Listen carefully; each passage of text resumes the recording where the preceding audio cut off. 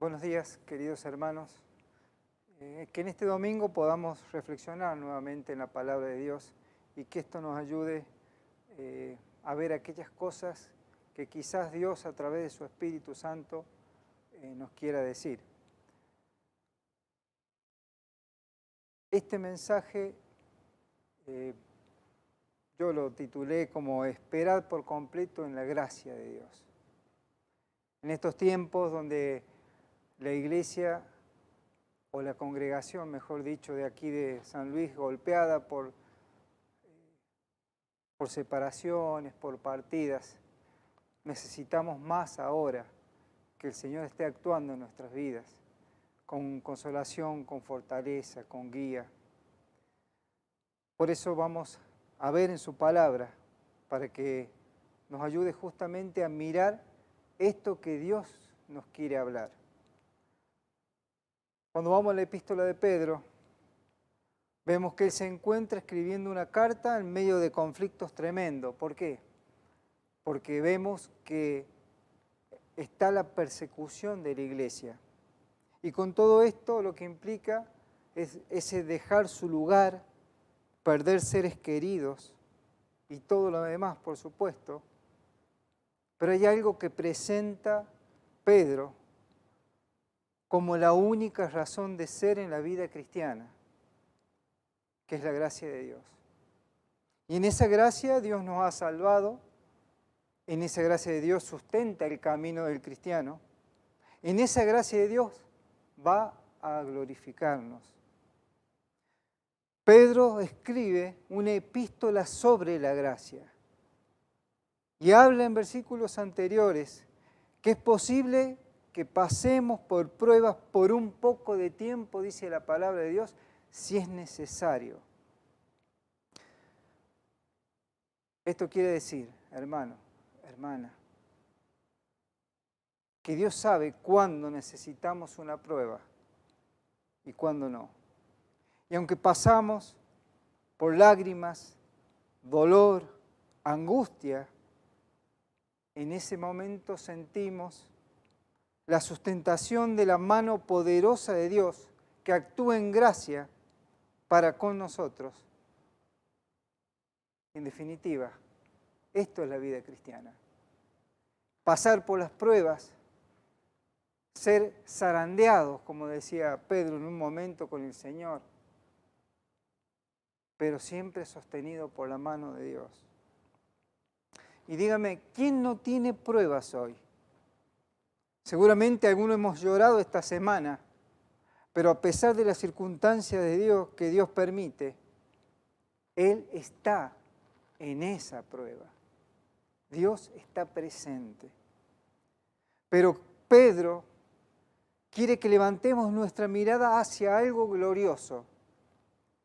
Y si me acompañan a 1 de Pedro capítulo 1, versículo 13, comienza diciendo así: por tanto, ceñid los lomos de vuestro entendimiento, sed sobrios, y esperad por completo en la gracia que se os traerá cuando Jesucristo sea manifestado. Versículo 14, como hijos obedientes, no os conforméis a los deseos que antes teníais, estando en vuestra ignorancia, sino como aquel que os llamó es santo, sed también vosotros santos en toda vuestra manera de vivir.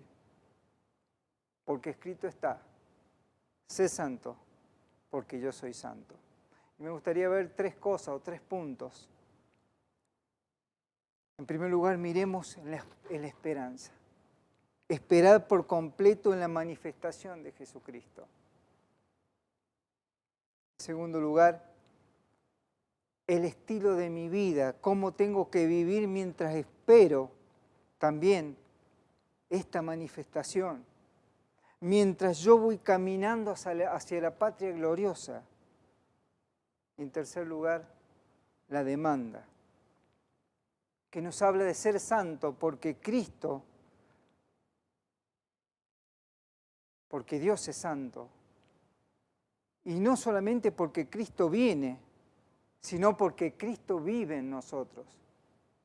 Esta es la demanda. Queridos hermanos, la salvación es una obra divina y sabemos que solo Dios salva. Y el hombre nada tiene ni puede hacer por su salvación. Porque la palabra de Dios es clara cuando nos dice, la salvación es de Jehová. Y este Dios que salva actúa en los 3 momentos en nuestra vida. En el pasado para la justificación, dice Romanos 5:1, justificado pues por la fe, tenemos paz para con Dios, por medio de nuestro Señor Jesucristo. Actúa en el presente en la santificación, dándonos la vitalidad espiritual para que vivamos en santidad, porque por más esfuerzo que nosotros podamos hacer, nadie puede santificarse a sí mismo. No hay nada que pueda tener el ser humano para poder ser santo, apartado de todo mal para Dios. Y este Dios que justifica y este Dios que santifica también actúa en el futuro, porque es el Dios que glorifica. Ahora bien, cuando Pedro se refiere a la glorificación, dice en 1 de Pedro 1:13, por tanto, ceñid los lomos de vuestro entendimiento. ¿Y esto qué significa? Tenemos que determinar en nuestra mente que estemos dispuestos a tomar una acción en nuestras vidas y que esta mente debe funcionar en concordancia con la mente de Cristo, hermanos.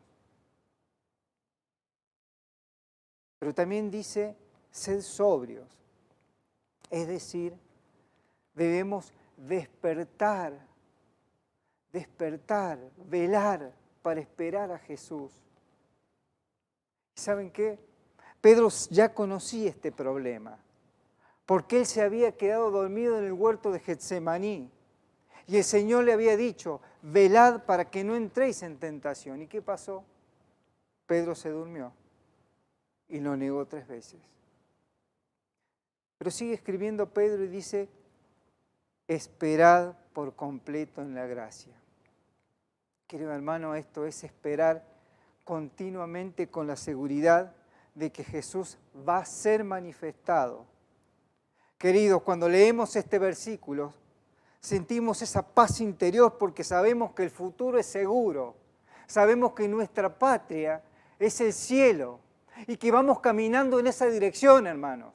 Y que la mano poderosa de Dios es la que se pone para guardarnos de todo mal, dice la palabra. Esta seguridad hace que nuestro corazón se fortalezca y que a pesar de las pruebas, la mano poderosa de Dios pueda acariciar nuestro corazón para seguir caminando hacia el rumbo que hemos fijado, nuestra patria celestial. Sabemos que tenemos un futuro seguro. El Señor decía en Juan 14:2, en la casa de mi Padre muchas moradas hay. Si así no fuera, yo le hubiera dicho, voy pues a preparar lugar para vosotros. Y si me fuera, dice el versículo 3, y os preparare lugar, vendré otra vez, y os tomaré a mí mismo para que donde yo estoy, vosotros también estéis. Queridos, esto tiene que fortalecer nuestro corazón. Nuestra esperanza está puesta en aquel que nos amó y se entregó a sí mismo por nosotros. Aquel que contiene nuestra vida en Él y aquel que nos dio su vida eterna para que la podamos vivir aquí en la tierra. Aquel que viene pronto a buscarnos o quizás nos llame para servirle allá en la patria celestial. Pero también dice en 1 Tesalonicenses 4:17, Pablo, hablando de esta manifestación de Cristo, dice, luego nosotros los que vivimos, los que hayamos quedado, seremos arrebatados juntamente con ellos en las nubes, para recibir al Señor en el aire, y así estaremos siempre con Él. Querido hermano, ninguno de nosotros estaremos ausentes de esta reunión. Ese reencuentro con Cristo nos introduce a una experiencia que nadie se puede imaginar, Porque la palabra misma de Dios dice, antes bien como está escrito, cosas que ojo no vio, ni oído yo, ni han subido al corazón de hombre, son las que Dios ha preparado para los que le aman. Pero yo me adelanto un poco más. En este momento de situación, en este momento de dolor, me adelanto y miro Apocalipsis 21:4. Y dice la palabra de Dios, enjugará Dios toda lágrima de los ojos de ellos. Y ya no habrá muerte, ni habrá más llanto, ni clamor, ni dolor, porque las primeras cosas pasaron. Descubrimos que en ese lugar maravilloso, la tristeza terminó. Y nadie se puede imaginar, a no ser que pase por esta experiencia de tremenda cantidad de lágrimas, que a veces se vierten por problemas personales que no tienen solución. Y cuando en nuestra alma surge una pregunta, ¿por qué, Señor? Y no tiene respuesta. Cuando sentimos el impacto tremendo que produce en nuestra vida, alguna experiencia de gran importancia, pero miro ese versículo y digo, ya no hay más lágrimas, ya no hay más muerte, ni clamor, ni dolor. Qué paz que trae esto a mi corazón, qué seguridad, qué consuelo. Pero esto nos tiene que llevar a estar más atentos en nuestra vida, atentos a la aparición de nuestro Señor. Tener una expectativa verdadera, esperando en la gracia de Dios. Por eso este versículo 13, cuando va terminando, dice, esperad por completo en la gracia que os traerá cuando Jesucristo sea manifestado. Esta es la esperanza que tenemos. No en cosas que vamos a recibir, no en una herencia quizás como la que vemos aquí en la tierra, sino en aquel que murió y se entregó a sí mismo por nosotros. Cristo en vosotros, dice la palabra de Dios, es la esperanza de gloria. Ahora bien, dijimos que mientras tanto, ¿cuál es nuestro estilo de vida? ¿Qué debemos hacer? Y cómo es natural y propio de aquel que ha sido transformado por Dios y ha cambiado su vieja naturaleza, se ha despojado de lo viejo y se ha vestido del nuevo hombre, dice la palabra de Dios, por la presencia del Espíritu Santo, empieza a caminar y a andar por ese nuevo motor que impulsa su accionar, el Espíritu de Dios. ¿Y cómo lo hace? Y en primer lugar, obedeciendo. Miren, en nuestra vida vivíamos en un lugar del cual Dios nos sacó, donde lo único que podíamos hacer era desobedecer. Pero Él nos trasladó a otro lugar, donde no debemos hacer otra cosa ahora que obedecer.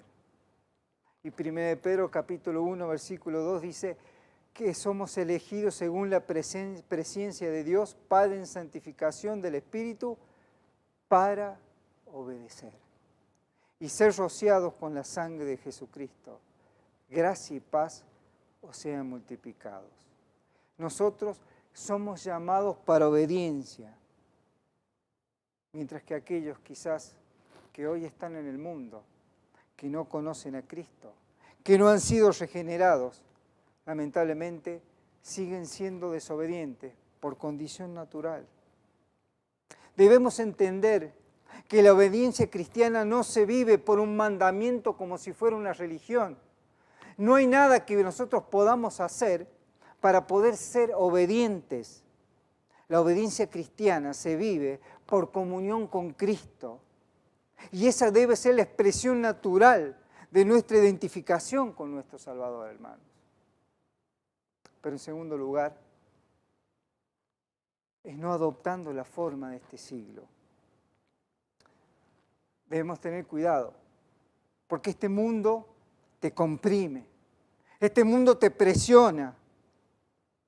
Y no debemos pensar siempre que la presión del mundo nos lleve a hacer pecados más groseros, sino que a veces se dedica a presionar en la estructura religiosa, tratando de hacerte conformar de tal forma que te lleve a tu vida a una práctica religiosa y no una relación con Dios. Querido hermano, nosotros vivimos una relación con Dios porque Él nos dio la libertad en Cristo. La libertad en Cristo. Ojo, la libertad, no libertinaje.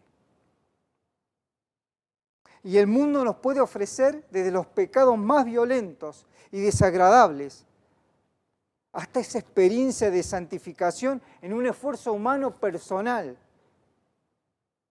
Querido hermano, esto es en vano, pero nosotros debemos cambiar porque viene una demanda personal de Dios. En tercer lugar, ¿cuál es la demanda personal? Primera de Pedro 1:15 dice, sino como aquel que os llamó es santo, sed también vosotros santos en toda vuestra manera de vivir. Santos, separados para Dios, con una vida de relación con Cristo que es totalmente diferente a aquellos que viven en el mundo. Esto es ser santos. Santos, ¿en dónde? En el trabajo. Santos cuando camino por la calle. Santos cuando estamos con la familia. Santos en toda nuestra manera de vivir. ¿Por qué? Puesto que a Cristo ha padecido, dice 1 de Pedro 4:1, por nosotros en la carne, vosotros también armaos del mismo pensamiento, pues quien ha padecido en la carne terminó con el pecado. Ya no somos más esclavos del pecado, somos libres en Cristo Jesús. Querido hermano, debemos entender que el pecado más pequeño en nuestras vidas ha costado la sangre del Hijo de Dios. ¿Saben qué? Debemos ser santos también en la iglesia. No podemos vivir una vida de acuerdo a lo que a mí me parece, a lo que siento. Debemos dejarnos controlar por el Espíritu de Dios, que es el que nos lleva a través de la palabra de Dios para provocar el cambio que se necesita para parecernos más a Cristo, que ese es el propósito de Dios. Ya basta con esas cosas de inmadurez de niños, de creer porque yo me siento de esta forma. No es sentirse, es dejar que Cristo, a través del Espíritu de Dios, obre en nosotros. Las cosas viejas pasaron, todas son hechas nuevas. Y ya no vivo yo, dice la palabra de Dios, mas Cristo vive en mí, hermano. Ya no es lo que yo quiero, sino lo que Él quiere. Eso es una santa manera de vivir, separados para Dios, caminando diferente a los demás, con una relación estrecha con Cristo como nuestro Salvador.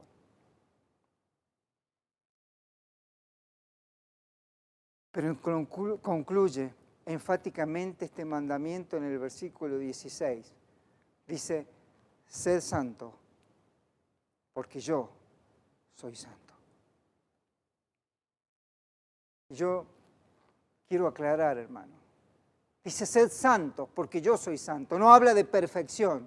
Y Pablo mismo decía, no es que yo lo haya alcanzado, ni que sea perfecto. ¿Pero qué hago? Prosigo para ver si logro hacer aquello para lo cual fui también tomado por Cristo, por salvación. ¿Qué es lo que quiero hacer? Ese premio del supremo llamamiento en Cristo Jesús. poder presentarme delante de Él, en el lugar glorioso, donde pueda alabarle por la eternidad. Y como Cristo es santo, y Él vive en mí, y la vida de Cristo es mi vida personal, no tengo otra opción. Porque ser santo significa vivir una vida conforme a Dios, que me ha hecho nacer de nuevo en Cristo Jesús. El cristiano que no vive en santidad no tiene comunión con Dios. Es necesario dejar que nuestra vida sea tomada por el Espíritu de Dios y llevados por la Escritura, hacernos crecer y madurar para glorificar el nombre de Dios y para vivir una vida de santidad. Miren, me gustaría compartir un relato también. Resulta que había en una oportunidad en una escuela un grupo de niños que los iban a llevar a conocer a museos en un país muy importante, donde tienen cosas lindas, museos, catedrales. Entonces decidieron separarse en grupos y cada uno con su profesor. 3 niños con su profesor, 3 niños con otro profesor. Entonces, un profesor decidió llevarlos a una catedral de mucho tiempo para que pudieran ver la estructura, la arquitectura que tenía, adentro los adornos, todas esas cosas, ¿no? Entonces había uno de los niños que empezaba a preguntar, ¿y esto qué es? Y esto es una armadura del tiempo medieval que se puso de adorno ahí. ¿Y esto qué es lo que es? Y eso se llama confesionario. ¿Y esto qué es lo que es? Y así, ¿y esto qué es lo que es? Hasta que el profesor llegó en un momento y le dice, bueno, ¿qué más querés preguntar? ¿Y eso qué es lo que es?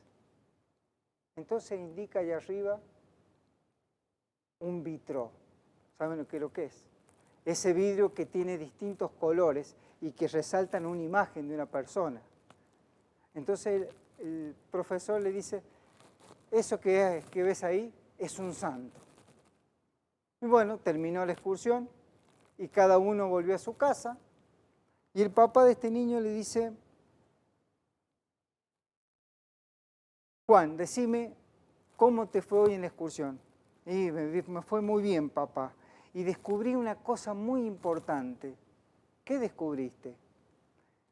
Que santo es aquel que deja pasar la luz.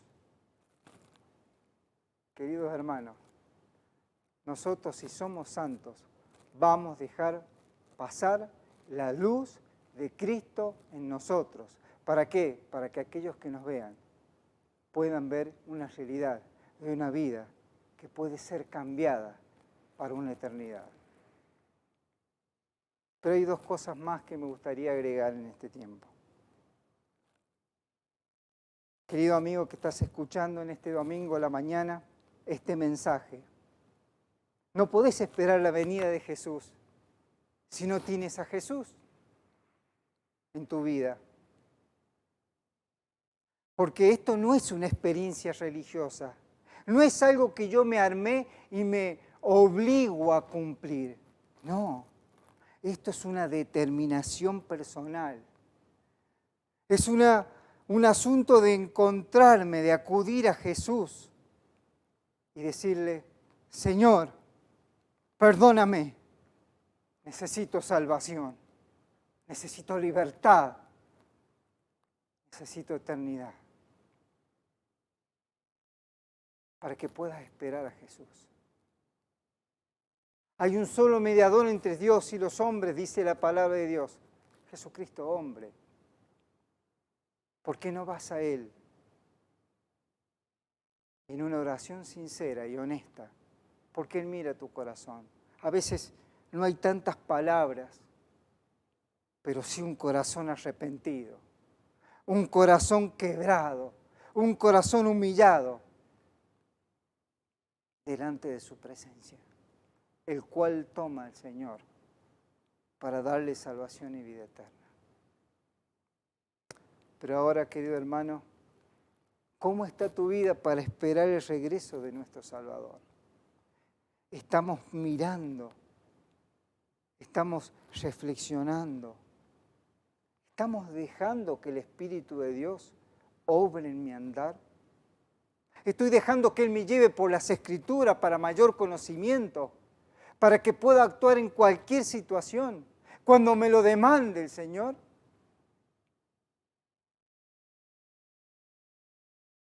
¿O estoy dejando que mi vida tome el control? 1 Juan 2:28 dice, y ahora, hijitos, permaneced en Él. Y este permanecer es importante.